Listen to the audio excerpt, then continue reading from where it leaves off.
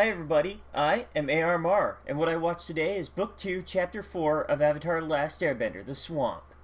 For a change, we open up this time not with the Avatar and crew, but with Iroh and Zuko, who were left out of last episode, so I kind of enjoy seeing where they are, and Zuko's kind of struggling with the whole, refugee slash on the run situation where they have none of the comforts that they're used to. Though Iroh is just meeting it with good humor and making the best of it while they're begging on the street for coin. It's a brief scene, but it's sort of nice to see where the characters are, since we spent the entire last episode with Azula and didn't really see Zuko at all. As our main characters fly over the titular swamp, we see that Aang's drifting closer and closer to it. Everyone, Sokka's like, "Hey Aang, why are we landing?" And, Aang just kind of goes, I kind of feel like it's calling to me. And, I don't know, Sokka seems a little weird in this episode, because after everything he's been through with Aang, he looks at him and goes, "It's a swamp, it can't call to you, move on." And then we get this huge mystery tornado that just comes out of nowhere, smacks them down, and forces them into the swamp, separating them from Appa and Momo. And that was actually just kind of cool, partly because I like it when Sokka says something stupid and gets immediately proven wrong. And, while separated from the humans, we get a little side thing with Appa and Momo where they're being chased by these, bayou-style Hicks. Because, well, the Hicks are like, "Hey, it's a big animal. We want to eat that." But it's a source of some great slapstick, and even before they meet the Hicks, we get some great slapstick between Momo and Appa.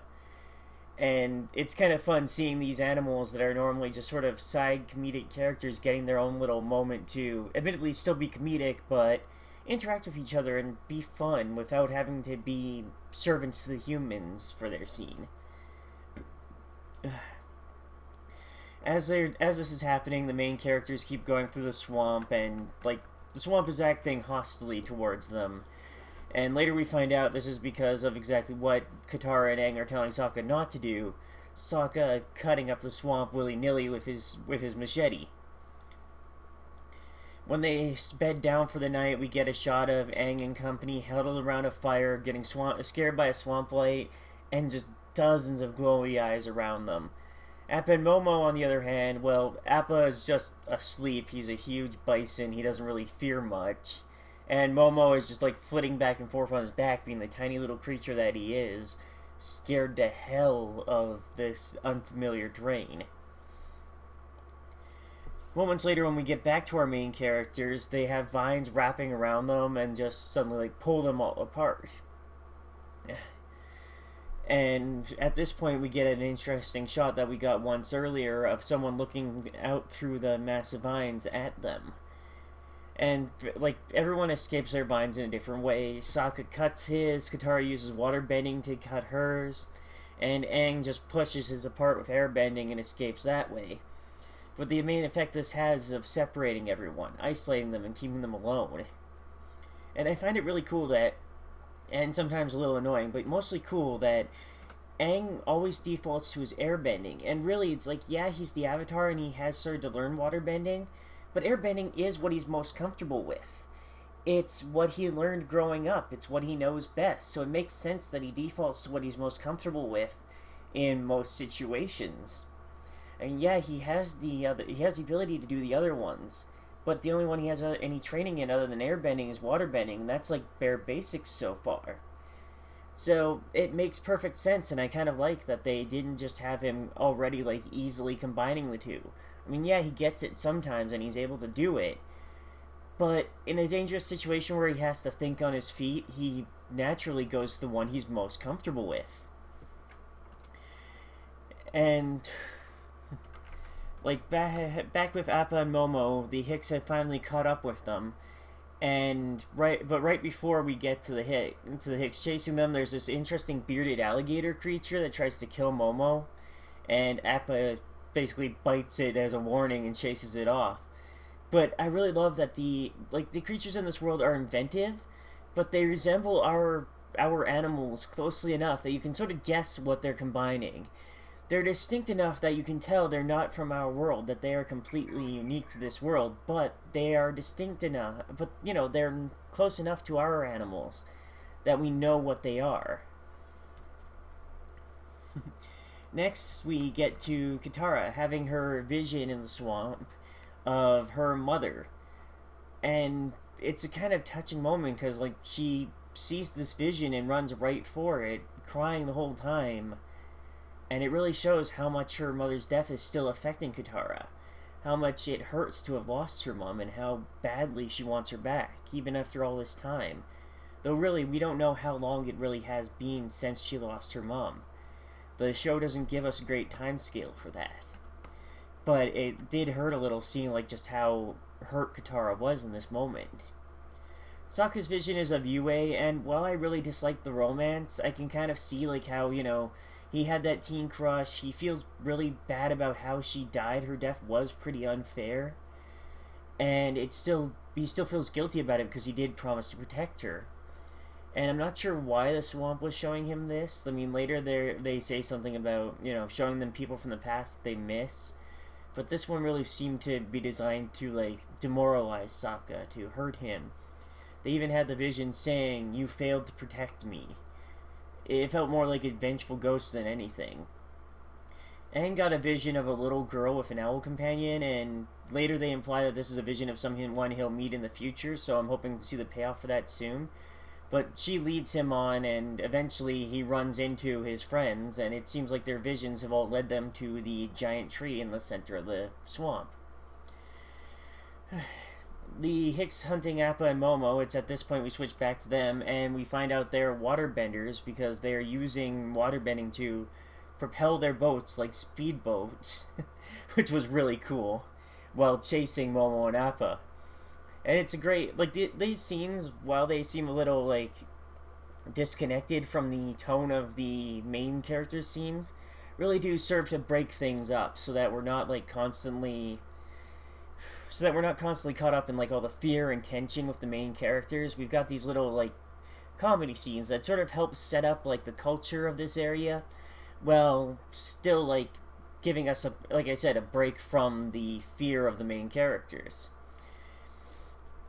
After everyone gets back together, Sokka is still going, "There's nothing weird going on in the swamp. Everything is perfectly normal and explainable," which is his weird obsession for this episode. And right as he says that, with perfect timing, this giant vine creature rises up from the swamp and starts attacking Sokka, and regenerating every time Katara and Aang try to free him. It's a really great fight scene, and Aang and Katara end up using a compressive bending combo to freeze part of the creature and then free Sokka from the attack. So around this time they figure out that there's someone inside the vine creature, and with a concentrated attack they destroy it enough to expose him.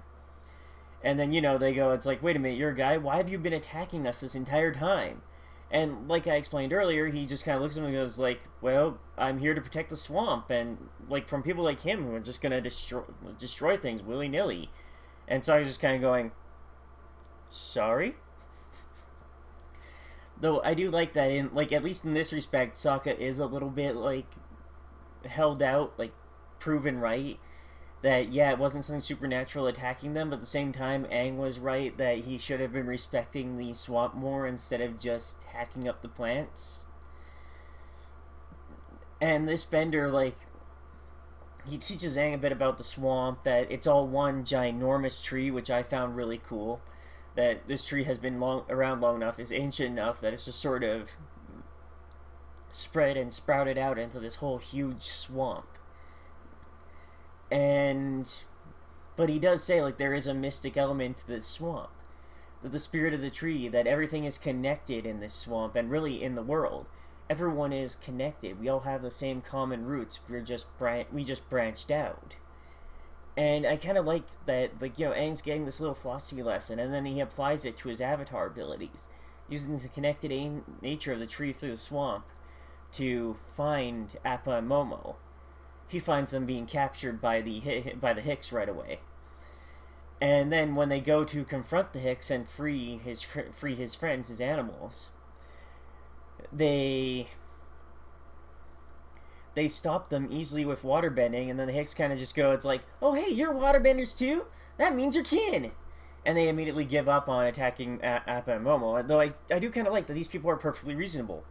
As soon as they found out that these weren't just wild animals to be eaten, they were kind of like, oh, okay, sorry about that. Like, they're not malicious, they're not evil, they're just, they're hunting animals they found for food.